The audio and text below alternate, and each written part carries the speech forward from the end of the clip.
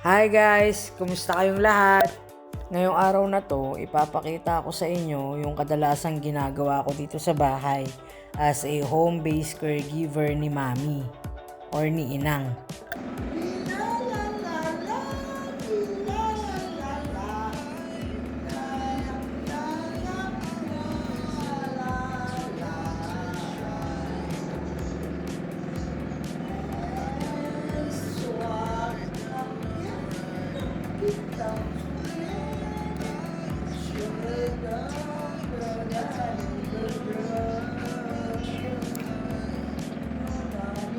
Ang ganda ng gising ni Mami.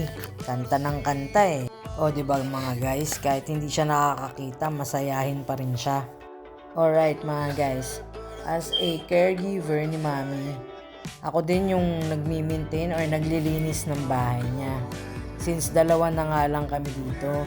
Sa iba naman, tinutulungan pa sila ng mga alaga nila kung malakas pa. Itong si Mami, since hindi na siya nakakakita, ako na lang lahat dito sa bahay.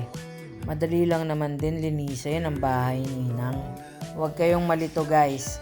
Si Inang at si Mami ay iisa. Mami kasi talaga ang tawag ko sa kanya dito sa bahay. Anyway, ayun na nga. Bilang caregiver niya, ako din yung naglilinis dito sa bahay. O diba? Ayan, ang linis na.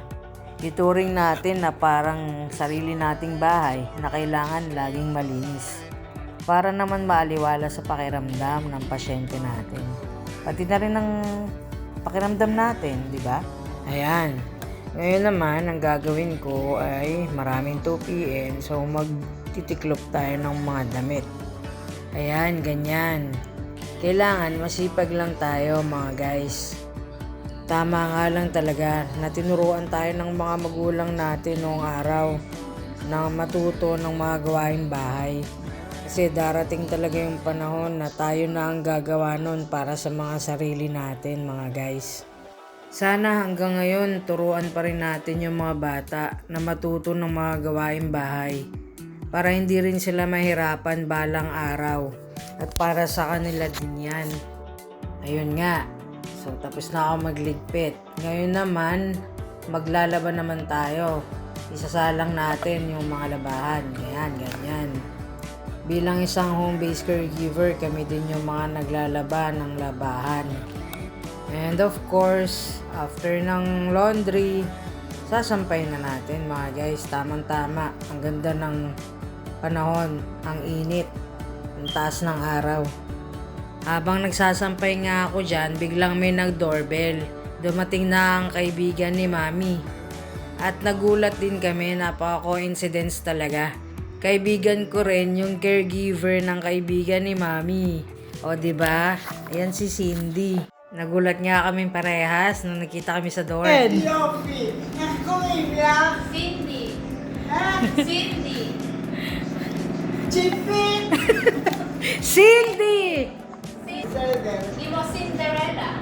Yafe, extra kabenta baon. Pasensya na mga guys, bingi kasi ang mami ko. Sabi ko nga sa inyo pag dito sa bahay talagang magsisigawan kayo. Mabuti na nga lang, tapos na ako sa mga gawaing bahay nang dumating sila para naman ma-entertain ko din sila.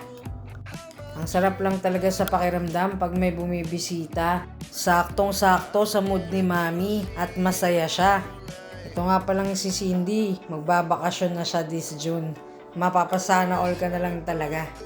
So ayun na nga mga guys, convo na kami dyan. Sila Mami, pinagchichismisan kaming dalawa. Kaming dalawa naman, pinagchichismisan namin sila. Chawat lang syempre mga guys. Ayun na nga, umuwi na sila. And then, pinalunch ko na si Mami. Ayaw kasi nilang kumain dito So ayun nga, masaya din si Mami sobra kasi nakatanggap siya ng cookies from her friend. At napaka big deal yan sa kanya. Tingnan nyo, ang init sa labas. Galit na galit si Inang araw. Kaya hindi ko na ilalabas si Mami sa morning kasi nga ganyan. Sobrang init na. Mataas na yung araw.